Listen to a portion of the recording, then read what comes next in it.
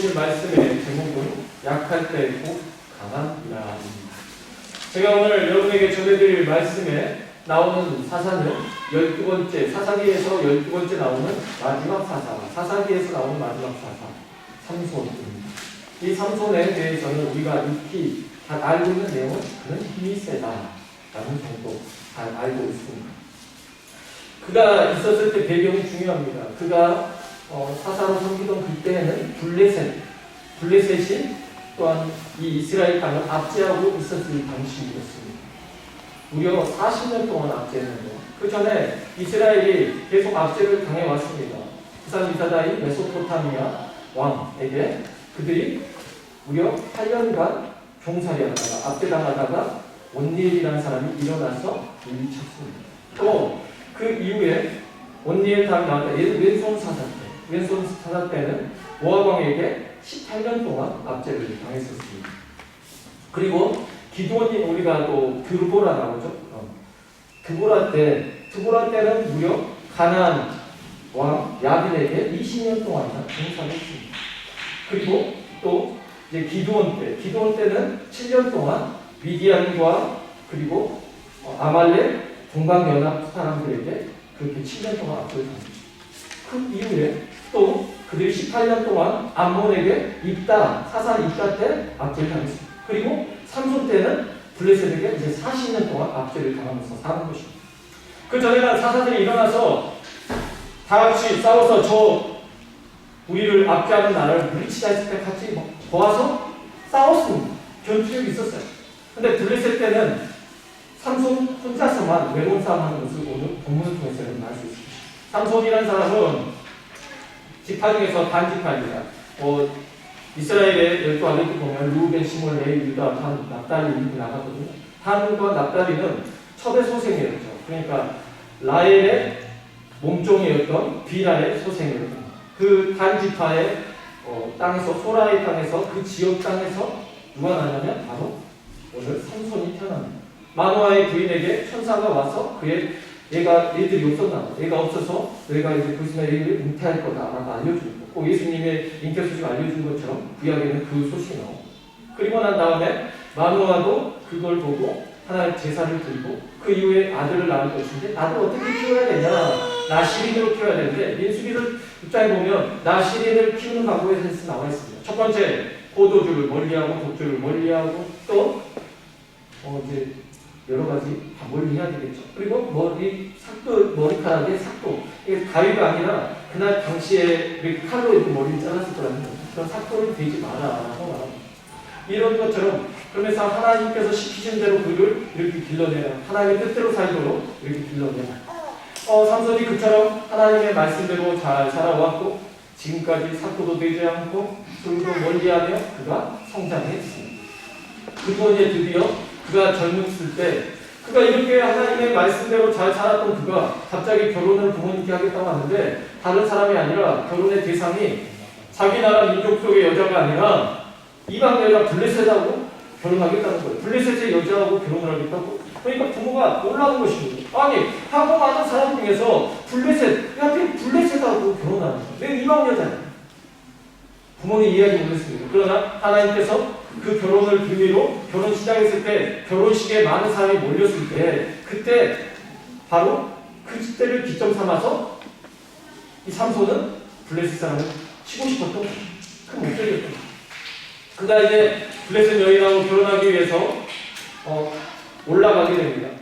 그리고 올라가서 오늘 말씀에 보면 딥나 여인이 블레셋 딥나 여인하고 결혼했습니다. 딥나 지역에 가는데 포도원에서 갑자기 젊은 사자 한 마리가 나오고 늙은 사자도 아니고 가장 힘있고 사자가 가장 기력이 좋을 때 젊은 사자가 갑자기 튀어나오고 그 젊은 사자를 삼손이 왼손으로 찢어버립니다. 그리고 죽이고 난 다음에 그는 왔죠. 그 딥나 여인을 막 만나고 난 다음에 돌아가는 길 보니까 그 사자의 뱃속에 갑자기 벌들이 집을 지어놔서 거기에 벌들이고 꿀이 있었던 것 같아요. 너무 신기하잖아요. 삼손이 그걸 들고 자기도 먹고 남은 걸 갖고 가서 부모님에게도 드립니다. 그런데 부모님에게도 어떻게 이 꿀이 어디서 났는지 그 자초지종을 설명해 주지 않았습니다. 그리고 그가 이제 이 블레셋의 전통에 따라서 파티를 열게 되는 거예요. 그래서 초청을 사람들 다 초청을. 그때 무리들이 막 몰려들면서 삼손 나이 또래 하면 젊은 친구들 한 30명 소개를 했던 것 같아요. 삼손이 그 30명의 친구들에게 수수께끼를 냅니다. 수수께끼는 이 사자에 관련된 것입니다. 바로 이 먹는 자에게서 먹는 것이 나왔고 강한 자에게서 간 것이 나왔다라는 수수께끼를 냅니다. 이게 무슨 뜻이겠습니까? 이 먹는 자에게서 먹는 것 나왔다. 벌에게서 이 꿀이 나왔고 이 강한 것은 사자다 이런 의미인데 이 수수께끼를 냅니다. 못 맞추겠죠? 근데 너희들이 맞추면 7일간에 맞추면 내가 너희에게 이 안쪽에 있는 배옷과 그리고 겉옷 30번씩을 주겠다. 여러분 엄청난 비용입니다. 당시에는 옷 하나가 오히려 집 한 채 값입니다. 그러니 엄청난 거죠. 근데 이제 일주일이 다가오는데 사람들이 못 맞추니까 삼손의 아내에게 힘들게 하는 거예요. 그러니까 아내가 당신이 날 사랑하지 않는다. 정말 사랑한다면 어떻게 이렇게 나를 공경에 빠뜨릴 수 있냐. 아내가 이렇게 애원을 하니까 그러니까 그 아내에게 수수께끼를 알려줍니다. 그리고 그들이 수수께끼를 맞추게 되죠. 삼손이 분노하게 됩니다. 너희가 내 아내에게 이런 모든 수수께끼를 알라겠다는 의미에서 화가 나요. 그가 화가 나서 이제 내려가서 블레셋 사람 30명을 쳐서 그들에게 뺏어서 그들에게 주고 그리고 가서도 돈이 안 풀렸는데 돌아오니까 장인어른이 뭐라고 하냐면 내 아내 어디 갔어요? 근데 장인어른이 뭐라고 하냐면 네 아내 네가 별로 안 사랑하는 것 같아서 네 친구 중에서 한 사람에게 줘버렸다. 그러니까 그렇지 않아도 그 사람들 때문에 화가 났을 건데 그 사람 중에서 한 명에게 자기 아내를 줬다는 거야. 얼마나 화납니까? 그 대신 또 둘째 딸이 있으니까 그 딸을 너에게 주겠다. 근데 삼손은 화가 나가지고 삼손이 내려가서 여우를 300마리 잡아가지고 꼬리마다 이렇게 엮어가지고 두 마리 그 꼬리에다가 회를 달아요. 횃불 하는 그 회를 달아가지고 거기에다가 불을 지펴가지고 당시가 곡식을 거둔 수확철이었던 것 같습니다. 곡식단을 이렇게 세워놓기도 하고 수확한 거를 또 한쪽에서는 아직 수확을 안 한 곡식들이 익어 있습니다. 그리고 감나무, 포도나무도 있었을 거 아닙니까? 근데 여우들이 뛰어다니면서 온통 다 땅을 불질러버립니다. 아니, 불바다가 되는 거죠. 여러분, 이게 무엇을 의미하겠습니까?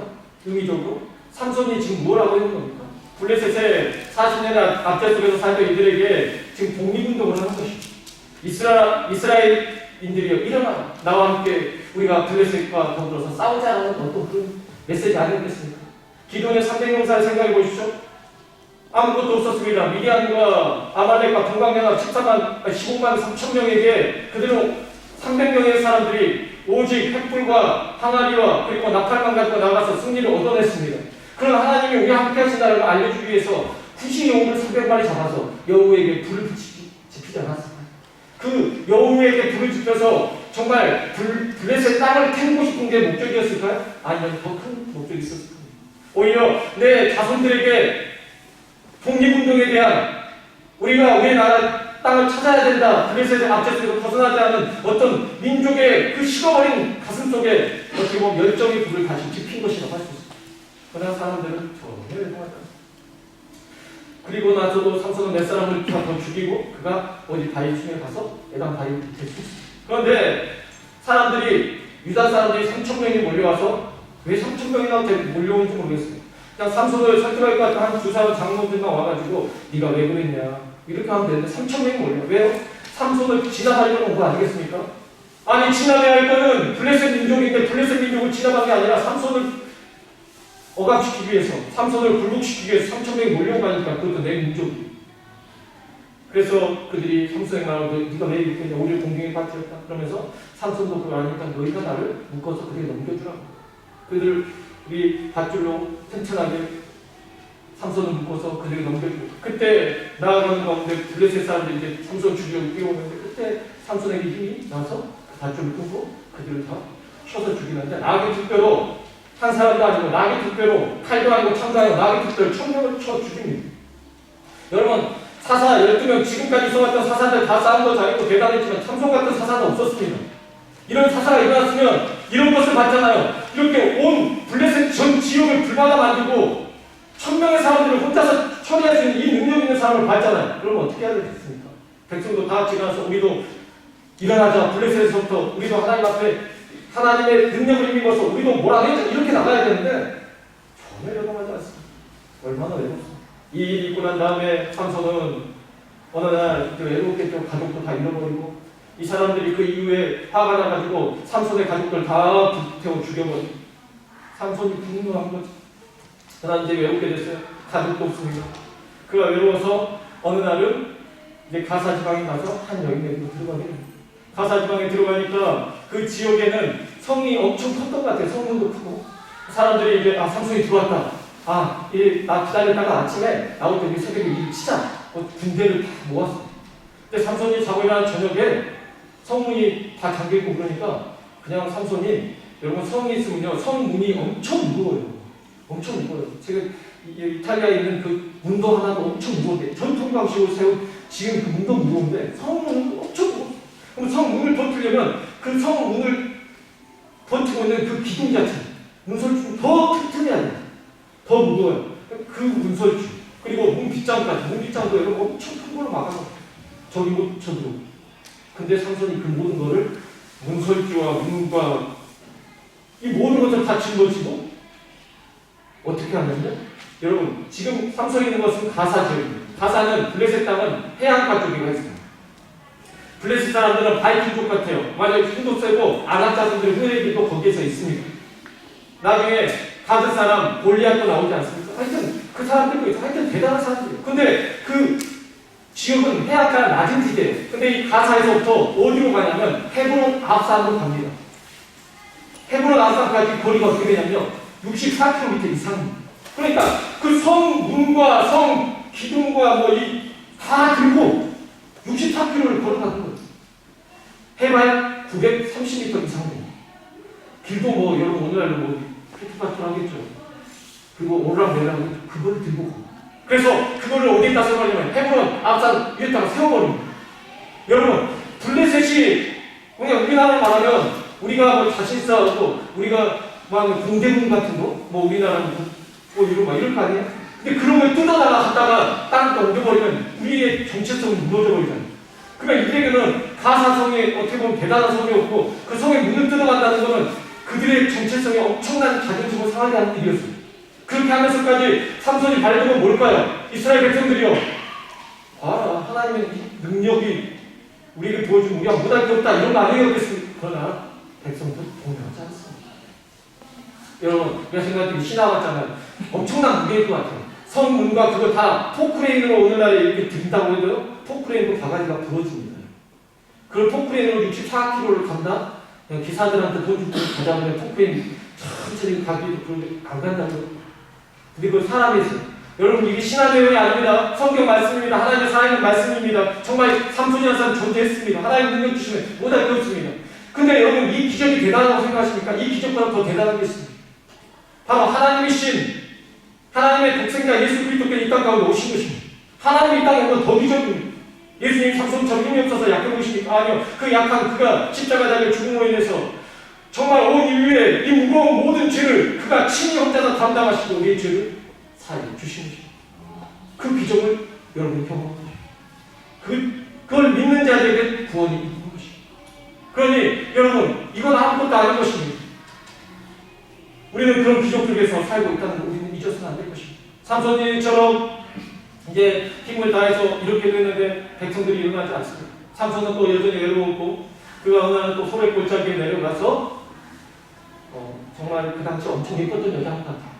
들릴라라는 여자. 왜 이름이 들릴라인지 모르겠어요. 정말 날씬하고 가벼워서 들 수 있어서 들릴라인지 모르겠지만 하여튼 그 여인이 너무 예뻤던 것 같아요. 그래서 삼손이 그 여인을 너무 사랑 외롭고 정말 힘들었을 건데 더 여자가 위로가 됐던 것 같아요. 이 여자가 아량을 떨면서 오빠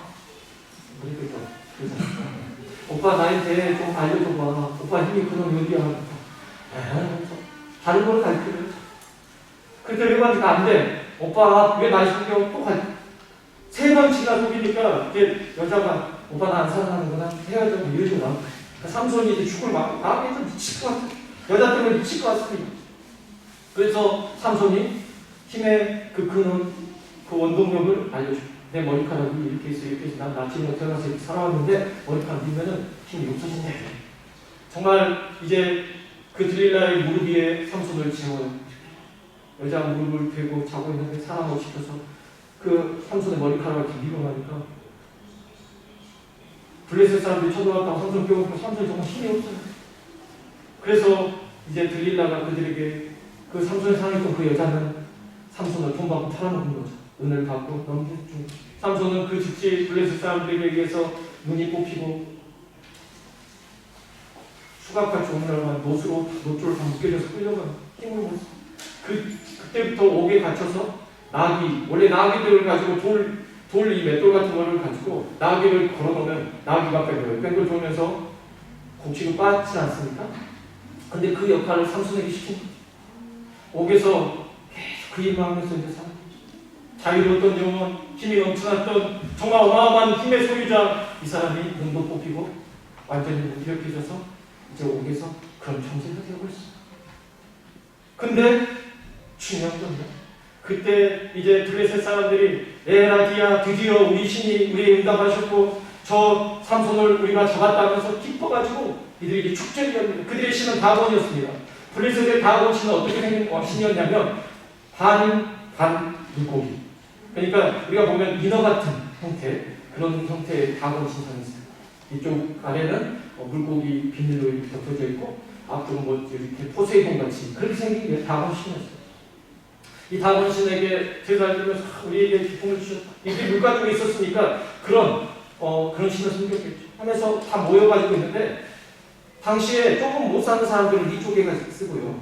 잘 좀 지위가 있고 높은 사람들 아래쪽에서 파티를 지켰어요. 신전회가 있었고 신전 밑에서 이제 방백들 블레셋 높은 사람들이 다 몰렸어요. 딱 모였습니다. 그리고 이쪽 지붕에는 남녀가 한 3,000명이 있었어요. 그러니까 위쪽에는 좀 지기적으로 낮은 사람들이 놀고 있었고 아래쪽에는 높은 사람들이 있었습니다. 삼손을 데리고 와가지고 야, 얘 힘 차력주 한번 보자. 차력주 그렇게 힘이 좋다면 막 굴러다가고 이제 차력을 시키고 있어요. 그 힘있던 사사가 이제는 그들 앞에서 놀이개가 되고 삼손이 어떤 소년에게 기둥 있는 곳을 내가 알려달라. 나 이게 힘드니까 나 기대하게 해달라 이렇게 했겠죠. 그래서 삼손이 그 기둥을 왼팔 오른팔 잡고 그가 기도했어요. 하나님, 내가 잘못해서 그동안 뭐 이런 회개했겠죠. 하나님, 내가 한 번만 나만 다시 한 번만 힘을 주시오. 그래서 이 원수들과 더불어서 내가 죽기를 이렇게 가는 거예요. 그리고 그가 힘을 다해서 기둥을 모으니까 무너져서 거기 있는 모든 사람이 다 죽게 되는지. 그리고 나서 어느 말씀에 나와 있을 때 30절 삼손이 죽을 때 죽인 자가 살았을 때 죽인 자보다 더 많아요. 삼손이 힘이 넘쳐나고 젊었고 막 혈기로 왕성했고 사자도 찢고 막 성문도 들고 다니고 나귀 천명을 쳐 죽였지만 중요한 것은 그가 살아있을 때보다 죽인 자가 죽을 때 죽인 자가 더 많았다는 것이죠. 이건 무엇을 의미합니까? 우리 자아가 살아있고 우리가 무엇이되 내가 힘이 넘쳐나 내가 젊어 우리가 자신하는 모든 것 가운데 중요한 것은 오히려 우리가 약할 그때 하나님이 더 역사하신다는 걸 우리는 잊어서는 안 될 것입니다. 이처럼 하나님께서는 우리가 약해질 때 더욱더 주를 의지할 때 더욱더 큰 능력을 발휘하시는 것입니다. 셰익스피어의 덕명의 영국이신 존 밀턴이 실명한 것은 원숙한 시세계에 접어든 50대였습니다. 그러니까 그 50대에 존 밀턴이 시력을 잃어버린 것입니다. 그가 크게 주장하던 동아제가 무너지고 왕정이 북고되어 정치적인 위기에 빠지게 됐습니다. 그러나 이렇게 비참한 시기에 밀턴은 무엇을 쓰냐면 신라원이라는 작품을 쓰게 됩니다. 그때만 하더라도 사람들이 뭐라고 했냐면 이제 밀턴은 앞을 못 보게 되었으니까 밀턴의 인생도 이제 막을 내렸어. 이렇게 부정적인 말을. 그때 밀턴은 이런 명언을 남겼습니다. 실명이 비참한 것이 아니라 실명을 이겨낼 수 없는 나약함이 비참한 것이다. 그러니까 그는 오히려 그 나약함으로 인해서 더욱더 큰 일을 할 수 있는 그 능력에 있어서 하나님을 의지하는 것이죠. 미국의 알리버마주의 한 마을에는 다음과 같은 기념비가 서 있다고 합니다. 목화를 갉아먹어 우리에게 번영을 준 데빌에게 깊은 감사를 표한다. 본래 알리버마주는 어떤 데냐면 목화를 많이 생산하는 거죠. 그게 중수입원입니다. 그걸로 다들 먹고 살아요. 그런데 이 데빌이라는 곤충이 생겨나서 이 목화를 다 갉아먹어버린 거예요. 그러니까 목화 수확기가 됐는데 목화가 다 시들어서 이들이 농사를 완전히 망쳐버린 거예요. 그럼 이제 먹고 살아갈 방법이 없어요. 이들은 절반뿐입니다. 그때 카보 박사가 사람들이 이런 말을 하고 목하고 다 뽑아내고 땅콩 심읍시다 이거. 사람들이 그럽시다 그랬겠어요? 반대했겠죠. 말도 안 되죠. 우리 주주임원이 목화인데 무슨 목화를 다 밀어내고 땅콩 심으면 말 같은 거부했겠죠. 그렇지만 카보 박사가 이걸 이렇게 다 설득을 했고 그렇게 했습니다. 그리고 나서 전체 이제 그 지역뿐만 아니라 다른 지역까지 전체가 다 목화가 이 대비에게 싹 먹혀서 다 어렵게 됐는데 이 지역만은 알고나면 어떻게 됐냐면 땅콩을 심어서 그 전에 목화 수익으로 올릴 때보다 4배, 5배의 수익이 오르게 된 것입니다. 그래서 오히려 더 잘 되게 되는 거예요. 그래서 그들은 문구를 이렇게 쓴 거죠. 오히려 대비에게 감사한다. 그 대비이라는 그 쥐 없었다면 우리에게 그런 변화가 없었을 것이고 우리는 늘 그 자리에 앉아서 살았을 것이라는 것이죠. 대비이 그들의 목화를 갉아먹었을 때 그들의 목화 농사를 다 망쳤다고 위기를 느꼈지만 그러나 그것은 하나님께서 새로운 축복을 이끄시는 과정이었다는 것입니다. 그대로 좌절하거나 포기하지 않고 새로운 가능성을 보고 기회로 삼을 때에 그들의 삶을 한 단계 끌어올리신 것입니다. 새로운 세계를 향한 출발점이 되었던 것입니다. 우리의 삶의 모든 분야에 대비이 득실거리고 있습니다. 그러나 인간을 이기는 하나님께서 주신 새로운 기회라는 것입니다. 위기를 불행으로 보지 말고 우리는 새로운 축복이 시작하는 출발점으로 볼 수 있어야 한다는 것입니다. 위기 앞에서 그러니까 우리는 하나님을 원망하지 말고 불평하지 말고 오히려 하나님께 기도하며 감사하며 하나님여 우리에게 뜻하신 바가 있죠. 그 뜻을 이루어 주옵소서 라고 그렇게 기도하며 나아가야 된다는 것입니다. 결론입니다. 삼손 같은 사사가 여호수아를 이어 등장했더라면 얼마나 좋았을까요?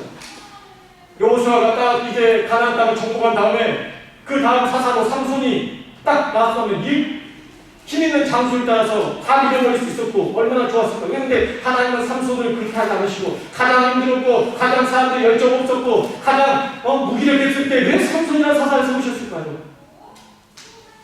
그게 하나님의 뜻이라는 것입니다. 그게 위기를 통해서 오히려 그들이 삼손을 따라서 드러나기를 원하셨을 것입니다. 그러나 외로운 사사 삼손은 혼자서만 죽도록 힘쓰다가 마지막에 죽을 때도 힘쓰고 혼자서 죽었습니다. 정말 외로운 사사, 불쌍한 사사, 가슴 아픈 사사. 위기라는 말은 위태할 위와 기회의 기자로 이루어졌는데 위기란 나쁜 것만이 아니라 발전과 쇄신의 기회가 된다는 뜻입니다. 위기를 기회로는 우리가 잘 아는 전화 유복이라는 사자성어가 있습니다. 화가 바뀌어 오히려 복이 된다는 뜻입니다.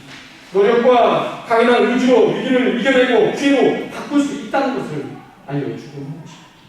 여러분 세상을 살아가면서 어떠한 상황에 처하더라도 자신이 포기하지 않고 최선을 다하여 상황에 맞는 기질을 우리가 발휘하게 된다면 우리도 위기를 벗어날 수 있다는 것입니다. 위대하고 성공한 사람들은 위기의 상황에서 그 상황을 자신에게 유리하게 활용하여 기회로 활용했던 사람입니다. 어떤 사람 아버지가 술 주정뱅이던 그 아버지 밑에 아들이 2명 있었어요. 한 명은 잘 됐고 한 명은 정말 나쁜 일로 빠져서 잘못했어요. 그래서 기자가 그들을 물어봤어요. 당신 어떻게 돼서 이렇게 어렵게 됐고 이렇게 삶이 힘들게 되었습니까? 근데 그 아들이 말하는 거예요. 당신도 알잖아. 내 아버지가 어떤 사람이고 그러니까 내가 이렇게 된 거다. 잘하지 않냐? 이렇게 말했어요. 또 하나 내가 물어봤어요. 어떻게 해서 이렇게 성공할 수 있었고 잘 될 수 있었어? 알지 않냐? 우리 아버지 어떤 사람인지 알잖아. 그렇기 때문에 내가 반면교사 나가서 내가 우리 다 잘 될 수 있었단 말이야. 똑같은 일을 겪었는데 어떤 사람은 우리 아버지가 그러니까 내가 이렇게 된 거야. 이렇게 말하고 어떤 사람은 내 아버지가 이러니까 내가 더 잘 될 수 있었다고 말하는 거죠. 똑같은 일을 겪었는데 어떻게 그렇게 할 수 있냐는 거예요. 이게 여러분 어떠한 생각을 가지고 살아야 하려는 것입니다. 성경에도 그럽니다. 너희 아버지가 신 것을 먹었으면 네가 이빨이 싫다고 하지 마라. 이 아빠의 죄로 인해서 네가 죽는 게 아니야. 너의 죄로 말미암아 네가 이렇게 되는 거야. 우리가 원망할 것이 아니라 우리가 환경을 우리의 태어난 출생 이런 것들을 원망할 것이 아니라 우리가 오히려 그런 것으로 인해서 기회를 삼고 하나님 감사합니다. 어려운 환경 속에서 태어나게 하셔서 오히려 우리에게 이 어려운 세상 가운데서 그 모든 것들을 훈련되게 하시고 나를 더욱더 강하게 하셔서 오늘날 이 어려운 환경을 극복하고 나서 더 잘 살게 하시는 감사합니다. 이렇게 되어야 된다는 것입니다. 윈스턴 처칠은 여는 우리 알리는 여는 순풍이 아니라 역풍에 가장 높이 난다고 하습니다. 연 날려보셨습니까? 막 뛰어요. 여러분 바람한다고 할 때는 여러분 막 달려서 뛰어도 연이 날다가 떨어져요. 근데요, 정말 태풍같이 강하게 바람 막고 있을 때 연 날려보지 말겠지만 높이만 하면 그냥 뭐 날린 것도 없어. 그냥 풀기만 하면 참 쭉 올라가. 네, 그렇게 해가지고 제가 우리 어머니 그 이불 꼬매려고 나왔는데 12만 원이 있었어요. 네.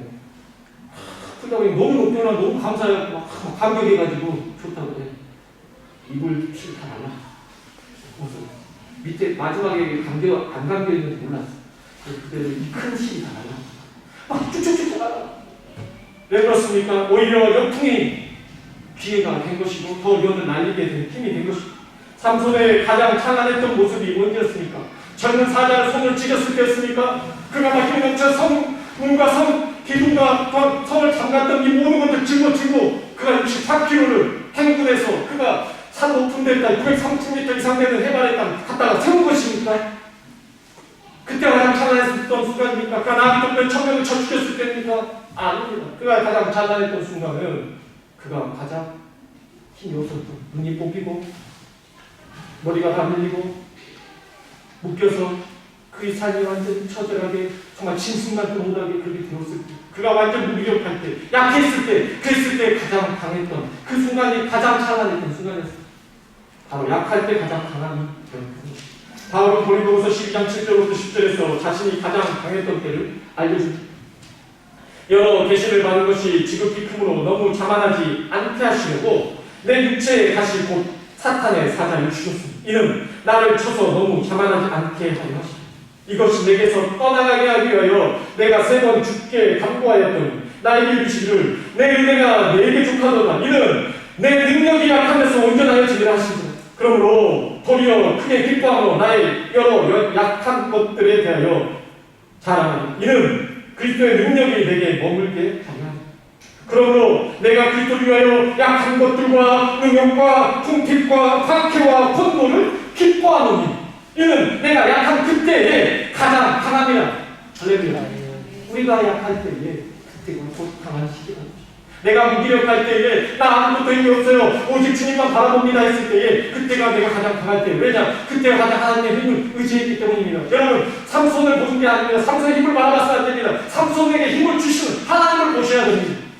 그러니 그 힘은 하나님이 거둬가시면 아무것도 아닌데 그게 내 거라고 생각하며 산다는 것입니다. 우리는 우리에게 무엇인가 있을 때 내 거라고 거듭하며 삽니다. 그러나 여러분 생각이 다 하나님의 것입니다. 왜냐하면 하나님 하시면 하는 것입니다. 이기는 게 교회입니다. 한국에 갔다 왔습니다. 한국에 가서 있는데 우리 위원들한테 전화 왔어요. 웬만하면 한국 가서 전화 안 하시는 전화 왔어요. 우리가 여기 와서 있는 동안에 소음 문제 때문에 문제가 있었던 것도 아실 것이고 또 그리고 교회에서 이제 또 연락이 와서 여기 교회도 경제적으로 어려운 상황입니다. 월세 내기도 어렵고 우리에게도 이런 상황을 말했고 본인들이 더 좀 작은 데를 알아보고 있다. 이런 말 했어요. 위기지 않습니까? 목회자 한국가에도 이런 말을 들으니까 위기지 않습니까? 여기 교회 가서 저기 교회 가서 설교하고 있었습니다. 여기 교회도 좋고 저기 교회도 좋았겠죠. 그 교회 보면서 설교했습니다. 우리는 찬양을 크게 하고 소음 때문에 문제 오후 예배 드리는데 참 어렵습니다. 그런데 무슨 마음일까요? 하나님께서 왜 그 생각을 그 말을 들었는데 오히려 어떤 마음이 들었냐면 우리 하나님이 건물을 주시려나? 이런 마음을 갖게 됐습니다. 저는 믿습니다. 하나님께서 먼저 일하시고 하나님이 역사하시면 뭐든지 할 수 있다고 믿는 것입니다. 어차피 없어요. 어차피 하나님의 것이고 하나님이 하시면 하실 것입니다. 그래서 저는 기도합니다. 그 일로 여러분도 함께 기도해 주십시오. 우리에게 더욱더 좋은 건물을 주시기를 믿습니다. 하나님이 하시면 하는 것입니다. 우리의 힘이 아닙니다. 우리의 능력이 아닙니다. 사랑하는 성도 여러분, 우리 인생 중에서 가장 중요하고 능력한 시기를 우리는 보내고 있습니다. 하지만 잊지 마십시오. 여러분이 약한 이때가 가장 강한 때입니다. 그 이유는 우리가 약할 때가 가장 하나님을 찾고 의지해야 될 시기이기 때문입니다. 비로소 우리는 하나님의 힘과 능력으로 강해질 수 있다는 것입니다. 약할수록 하나님을 더욱 의지하여 이 시기가 지나 언젠가 하나님의 일하심과 역사심이 간증한다는 것입니다. 그때 힘들지만 그때가 가장 내가 은혜 받을 때였고 가장 하나님을 또한 의지할 때였습니다. 그때를 떠올리면 간증할 수 있게 되는 그날이 올 거라고 했습니다. 그렇죠. 하나님 앞에 우리 약한 것을 가지고 하나님 힘을 또 의지하여서 더욱더 삼성보다 더욱더 강한 믿음의 힘으로 굳게 서게 되시고 주 예수 이름으로 축복합니다.